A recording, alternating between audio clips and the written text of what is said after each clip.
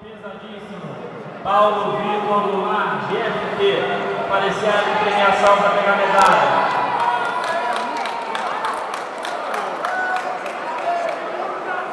Premiação infantil 11 anos, amarela, masculino, pena. Renan Jimenez, campeão por WO, comparecer à área de premiação.